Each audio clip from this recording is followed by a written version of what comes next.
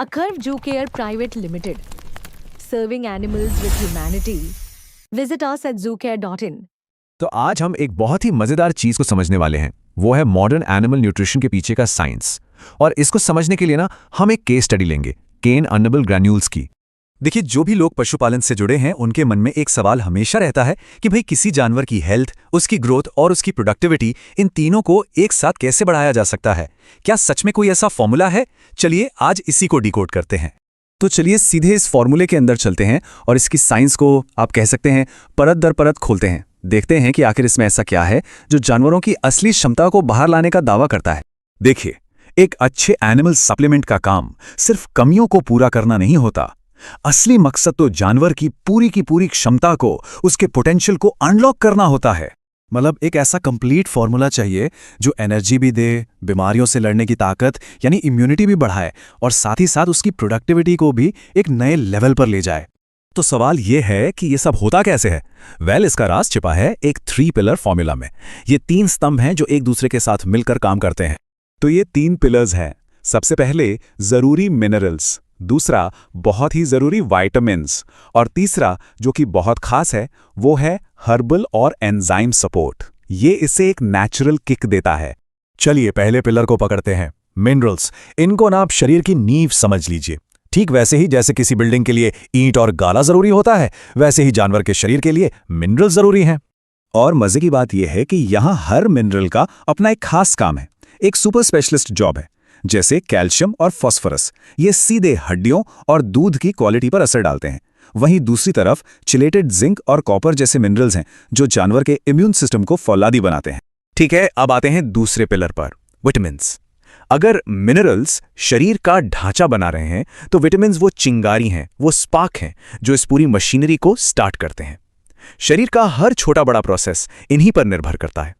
और यहीं पर सिनर्जी यानी तालमेल का असली जादू दिखता है। सोचकर देखिए, शरीर में कैल्शियम और फास्फोरस तो मौजूद हैं, लेकिन विटामिन D3 वो चाबी है जो इन मिनरल्स का ताला खोलती है ताकि बॉडी उन्हें यूज कर सके। इस चाबी के बिना वो कीमती मिनरल्स समझिए बेकार ही हैं। और अब बात करते हैं तीसरे और सबसे दिलचस्प पिलर की। ये वो पिलर है जो मॉडर्न साइंस को नेचर की पावर से जोड़ता है, हर्बल और एंजाइम सपोर्ट। ये समझिए कुदरत का अपना टूल किट है जो बहुत ही स्पेसिफिक प्रॉब्लम्स पर काम करता है। अब देखिए, इसमें हर हर्ब का एक टारगेटेड एक्शन है। जैसे सिलीमैरिन, ये लिवर को प्रोटेक्ट करता है। जीवंती स्ट्रेस कम करके इम्यूनिटी को बूस्ट करती है। और शतावरी, ये दूध उत्पादन में मदद करती है। और साथ में जो एंजाइम कॉम्प्लेक्स है ना, उसका काम ये पक्का करना है कि जानवर जो कुछ भी खा रहा है उसका पूरा का पूरा पोषण उसके शरीर को मिल पाए। तो सबसे जरूरी बात जो समझने वाली है वो ये है कि ये तीनों पिलर अकेले काम नहीं करते। इनकी असली ताकत इनके एक साथ काम करने में है, इनके तालमेल में, इनकी सिनर्जी में। चलिए अब देखते हैं कि ये सिनर्जी असल में काम कैसे करती है। जमीन पर इसका क्या असर दिखता है? इसका असर ना एक के बाद एक, स्टेप बाय स्टेप सामने आता है। पहले कुछ ही घंटों में जानवर की भूख बढ़ती है, डाइजेशन बेहतर होता है। फिर 1 से 7 दिन के अंदर उसका मेटाबॉलिज्म ट्रैक पर आने लगता है। और 2 से 3 हफ्तों के अंदर तो दूध की मात्रा, उसकी ओवरऑल हेल्थ और यहाँ तक कि उसकी चमक में भी साफ फर्क नजर आने लगता है। तो चलिए अब इस पूरी साइंस को लैब से बाहर निकालते हैं और सीधे फार्म पर लेकर चलते हैं। आखिर असल जिंदगी में इसका क्या नतीजा दिखता है? ये जो आम दिक्कतें होती है ना पशुपालन में, जैसे दूध का कम होना, बछड़ों का कमजोर रह जाना या फिर डाइजेशन की प्रॉब्लम, तो ये फॉर्मूला इन्हीं चुनौतियों का समाधान पेश करता है। मतलब दूध की पैदावार में बढ़ोतरी और जानवरों का बेहतर विकास। और सुनिए, ये सिर्फ कोई कही सुनी बात नहीं है। सोर्स मटेरियल में एक बहुत ठोस दावा किया गया है कि दूध की पैदावार में एक साफ बढ़ोतरी देखने के लिए सिर्फ 14 दिन लगते हैं। ये एक बहुत स्पेसिफिक और मेजरेबल रिजल्ट है। हाँ, लेकिन अच्छे नतीजों के लिए सही डोज बहुत जरूरी है, ये तो जाहिर है।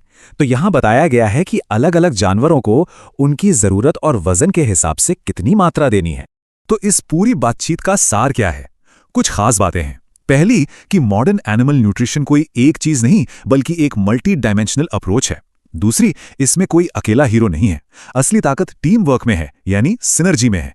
और आखिर में लक्ष्य हमेशा एक ही होता है, जानवर की हेल्थ और प्रोडक्टिविटी दोनों को एक साथ बूस्ट करना। तो आज हमने देखा कि साइंस किस फील्ड में कहां तक पहुंच चुकी है, पर यह हमें एक बड़े सवाल पर भी लाकर खड़ा कर देता है कि न्यूट्रिशन के जरिए जानवरों की क्षमता को अनलॉक करने की अगली बड़ी क्रांति क्या होगी। फ्यूचर में हम और क्या क्या देख सकते हैं? सोचने वाली बात है।